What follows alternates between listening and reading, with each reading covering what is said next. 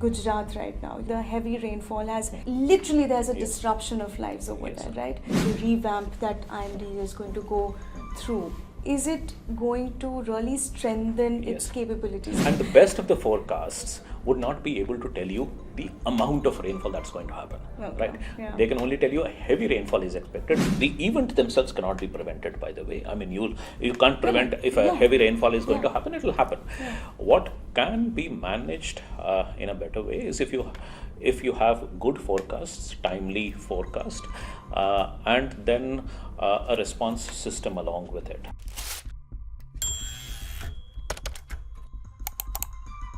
If you want to know what's the weather is going to be like tomorrow, or if you want to know if it's going to rain heavily, or if you want to know if it is the right time to travel somewhere, what are you going to do? You're going to go to the India's Met Department's profile and check the temperature out there. But it's going to get an upgrade. And the upgrade comes at a time when we see a lot of shortcomings. And what are those? Why is IMD getting this upgrade? To talk about all of that, I'm being joined by Indian Express's Amitabh Sinha. Amitabh sir, thank you so much for joining me in this conversation. And this is really important because India has been witnessing a lot of weather events which have caused havoc, from the northeast to say Bombay, Kerala. to say Kerala, right? And now recently Gujarat. How important is this upgrade, and what is this upgrade that we are talking about? See, the news is that the India Met Department is getting a major overhaul of all its infrastructure, all its forecasting capabilities. They will be upgraded. Now, over the last 1 decade or so, there has been a huge improvement in IMD's forecasting capabilities. I don't know how much of our young viewers would remember, but not very long ago, just about a decade or so ago, IMD's forecasts were not taken very seriously. And we were not even getting very good, there were not very many forecasts. IMD used to be relevant only during the time of monsoon. That used to be the time when a lot of people would hear about IMD. Otherwise, they were of course doing a lot of things, but most of what they were offering was not taken very seriously. And the reason was that their forecasts were not very accurate. Then things changed in the last 10-15 years. What happened was the IMD actually improved its capabilities tremendously. A lot of things happened, including there was one monsoon mission that was set up, and that was about upgrading the infrastructure, making your observational network more dense. So you install more instruments, you get more data, you get more computing power to crunch that data, and then the analysis and the simulation models, they were improved. The result of all is that we now have much better forecasts. Also, we have many more forecasts now. For example, heat wave forecasts are relatively new. They were not happening, say, a few years ago. I think they introduced heat waves only about maybe 2 or 3 years ago, or not even that. So what has happened is the capabilities have improved, the forecasts have improved, and therefore the credibility of IMD has improved tremendously compared to where it was, say, about 10 years ago, or slightly more than that. But there are certain things that IMD is still struggling with. There are certain kinds of forecasts that they are still not able to get very accurately. And what are those? So most of this relate to, if you want localized forecast, right? So you in Delhi, the forecast would be about Delhi, but you as an individual would want to know whether you're not concerned about other parts of Delhi, for example. You would want to know whether it's going to rain near my house. Is it going to rain on the way to my office? Is it, what is the likelihood of, say a rainfall event disrupting my route to office and flooding happening on that side? But that's very hyper local forecast. We are talking about very, very precise kind of forecasts, which can give you information about a certain part of the city or even a locality within the city. Now, that requires much higher skills, much greater computing power, a lot of more data, and of course, you have to have the right simulation models to be able to get those kind of precise forecasts. In general, the more specific that you want a forecast, the greater is the difficulty, because the science of weather forecasting itself has certain inherent uncertainties. It's not an exact Can you give me an science. example? Right. So if you want to, let's say the monsoon forecasts. So the monsoon forecast, what happens is, around April, the IMD makes the first forecast of the what is going to be the overall rainfall in the country during the monsoon season. And they come up with numbers of like the overall rainfall over the country as a whole during the 4-month monsoon season, June to September, is likely to be 98%. That is the kind of forecast that comes in April. Now, it is relatively easy to come out with that number because you are talking about a large system like a monsoon. You are talking about a broad area, right, which is the country as a whole. And then you are talking about a fairly large period also, 4-month period. So you are coming up with one number. It's compared to other kinds of forecasts, this is relatively easy. Now, when you start zooming down and you say, okay, instead of the entire country, what is the forecast for different regions, say the northern part of the country or the southern part of the country? Or you zoom down further and say, okay, how much is Delhi likely to get during the monsoon season, right?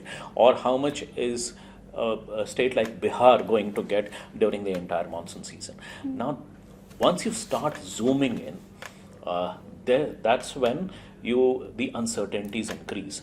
So while the monsoon forecast for the country as a whole, that's generally correct, that has been correct in the last 1 decade or so. I don't think they have got it wrong or massively wrong anytime. It has been within the error range. But once you get into these kind of more specific forecasts for Delhi specifically, or for any other state specifically, or even for a region as a whole, Northeast, how much the entire Northeast region would get, or how much an entire Northern region would get.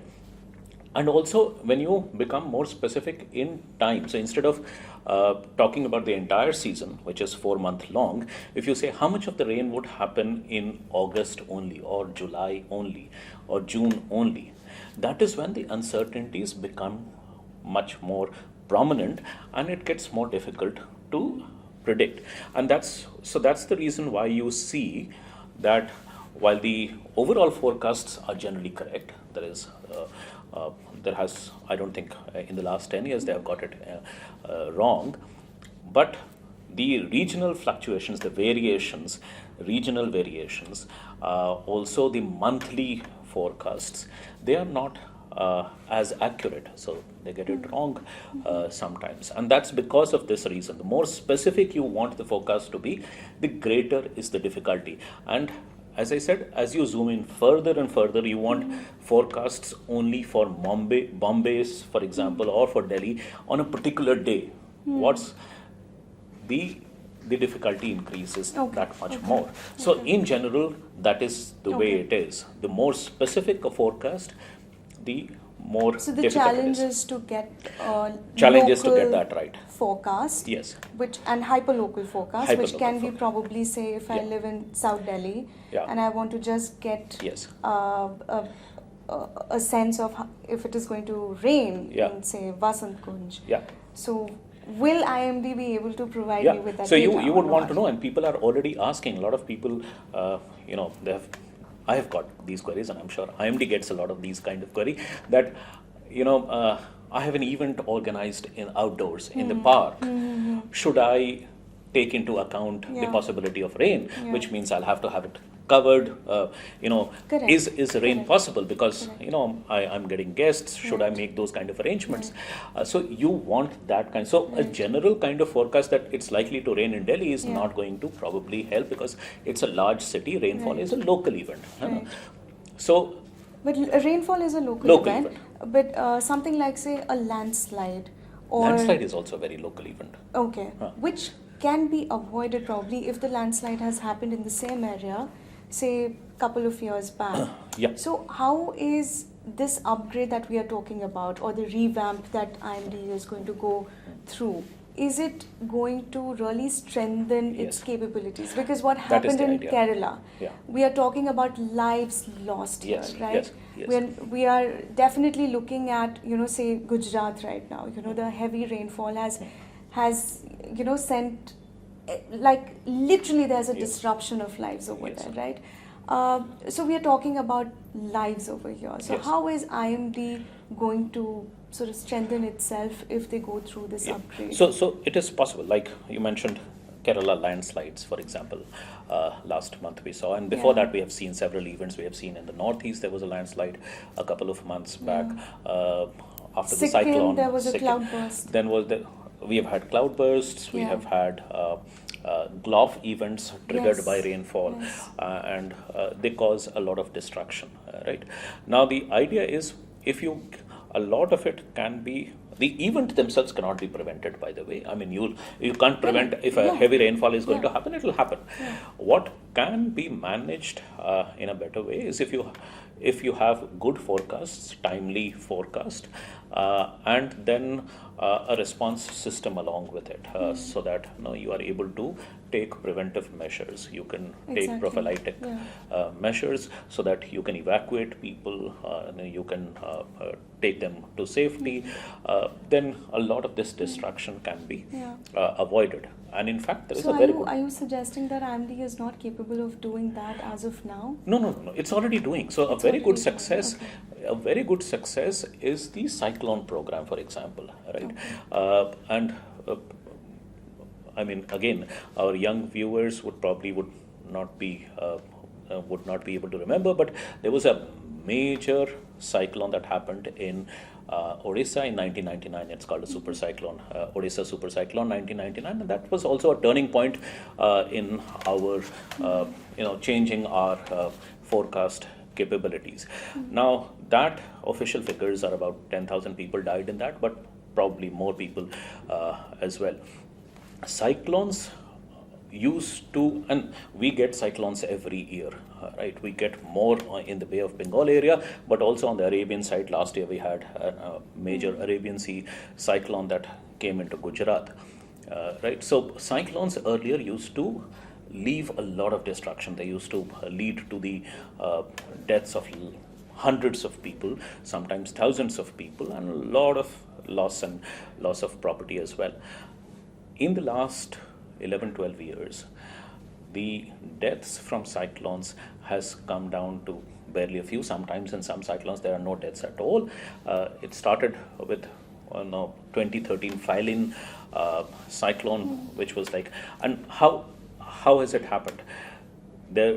IMD is now able to give you very accurate forecasts of an approaching cyclone. Usually, cyclone is a system that can be predicted very easily. It's a large system. Right. It is a fairly isolated system with. You can actually track it. right? You can track it very Yeah. well. You can track it for about a week. So, not all events give you that kind of luxury.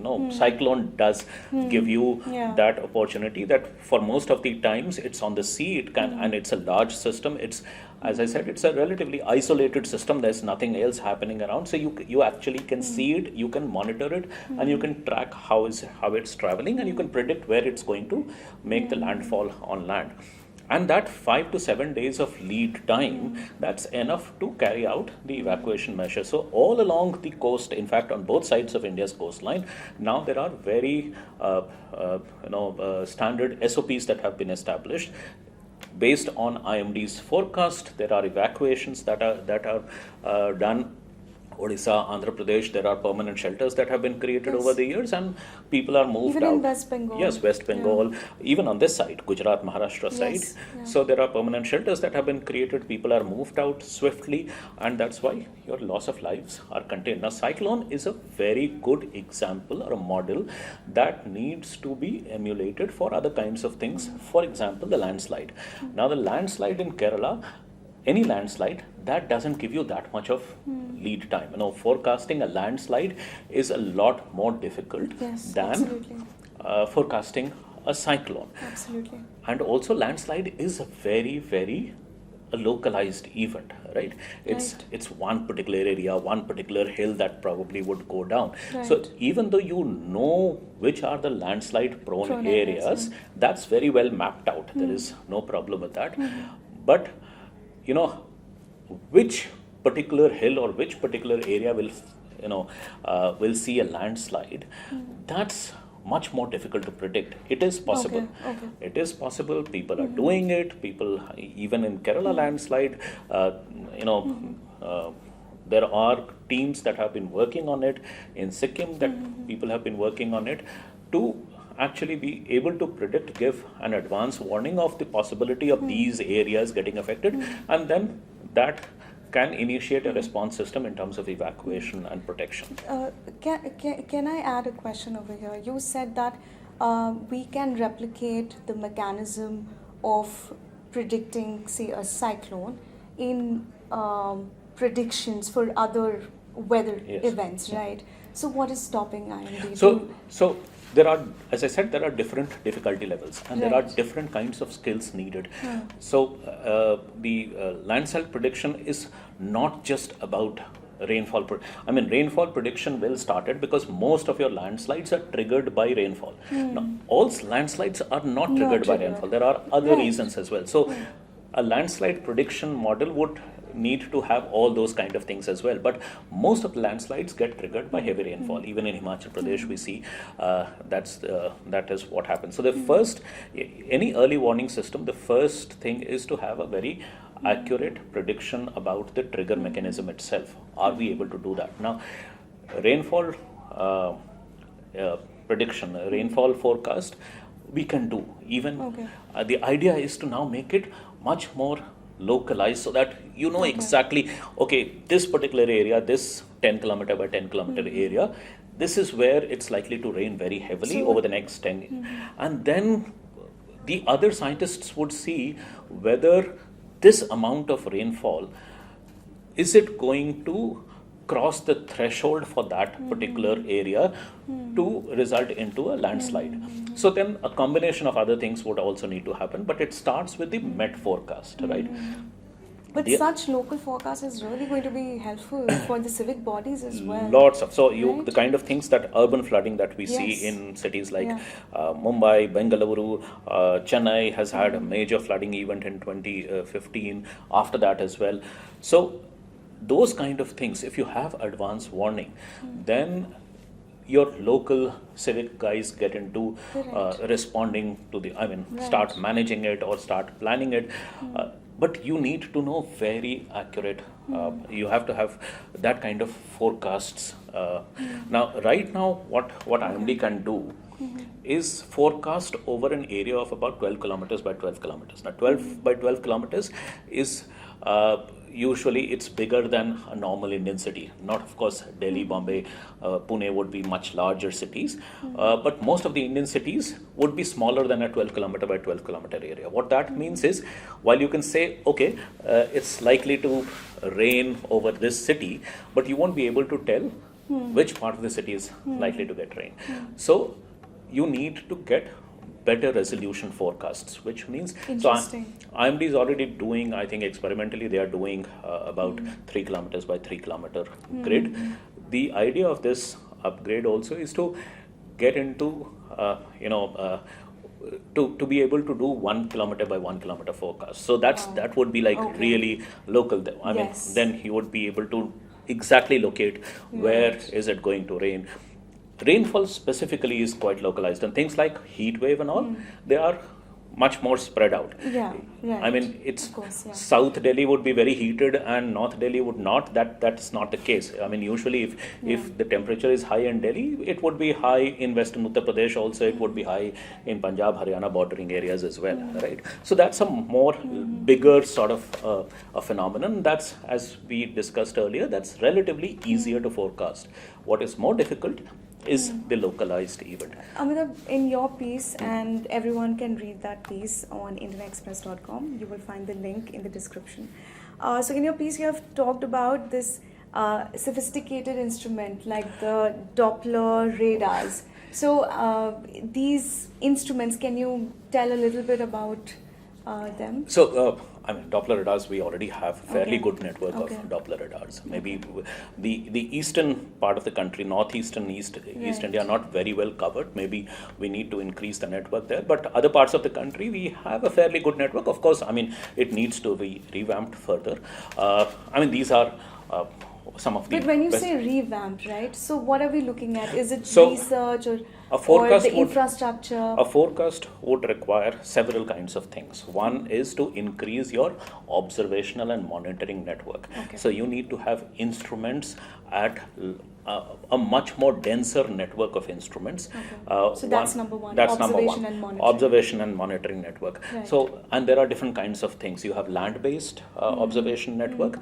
So your rain gauges, your temperature, thermometers. You have things like Doppler radars.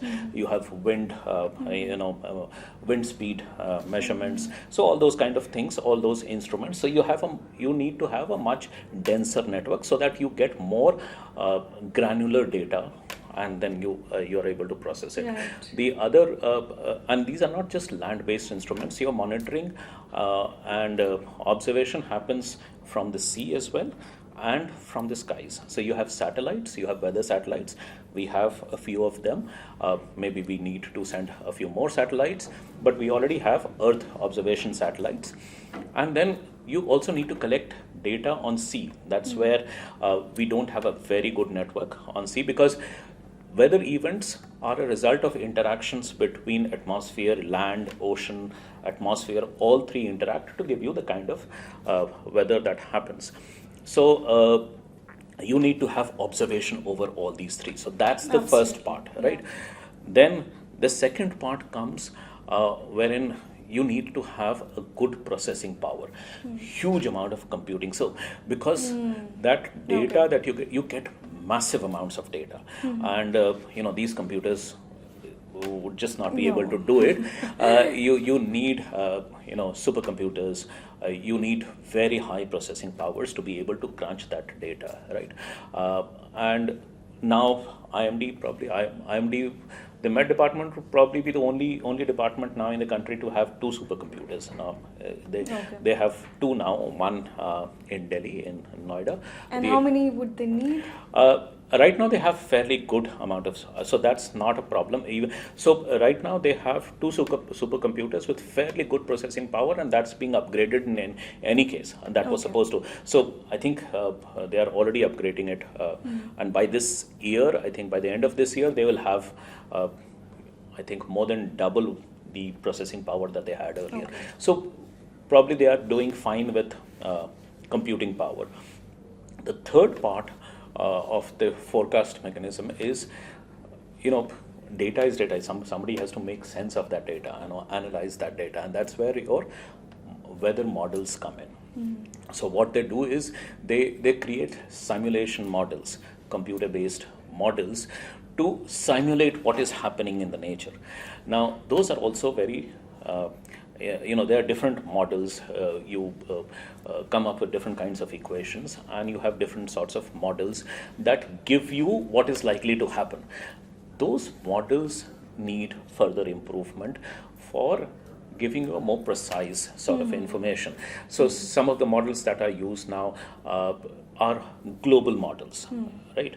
They are not India-specific models. They are global models. Now, they would not be able to give you very precise information about the weather over India. You need to develop more India specific, or even within India more region specific forecasts. So that's something that needs to be worked upon. So that would require a lot of research and development.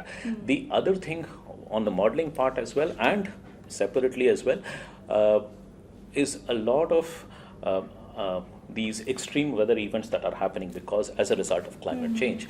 Now, these were not happening earlier, right? These were not happening, say, 10 years ago. This kind of every year we see disasters that keep happening. They were not that frequent earlier. Again, the extreme weather events, very heavy rainfall within a 2-hour period, like we had in Delhi a few weeks ago. Within 2-hour period, in the early morning, there's a huge amount of rainfall, record-breaking rainfall. Delhi had I don't remember now, third highest in 100 years or something like that. Now, those kind of extreme weather events, again, are very, very difficult to predict because they are very unexpected, they are erratic. You don't expect these kind of things, right? They are freak sort of weather events. And triggered by climate change? It's mostly being triggered by climate change. I mean, they have been made more frequent, they have been made more intense under the influence of climate change, and they get it's much more difficult to predict them.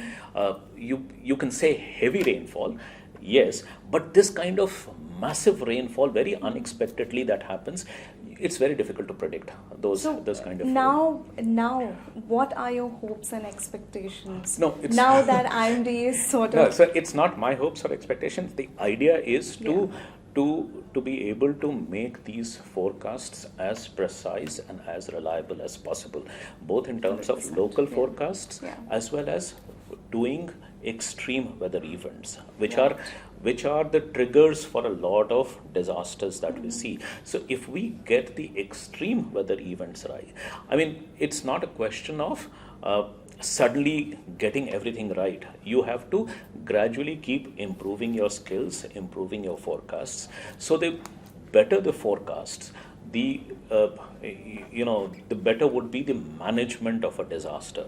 And because you yourself, as you mentioned there, I mean, they lead to loss of lives, loss of property.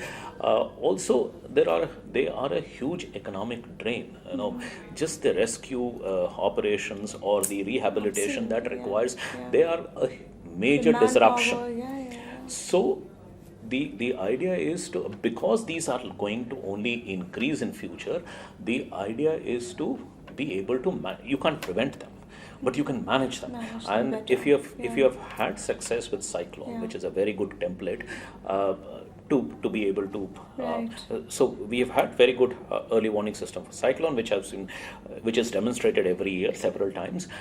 We have a fairly good early warning system for the tsunami as well, and that also gives you some amount of lead time.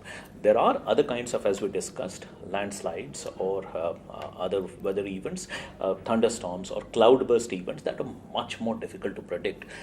The idea is to improve your skills, improve your forecast so that you have better strike rate in predicting those as well, so that they can be managed. So that's what we are looking at. Absolutely. So the good news is that the IMD is getting upgraded, and we'll have a better observation and monitoring system in place. Yes.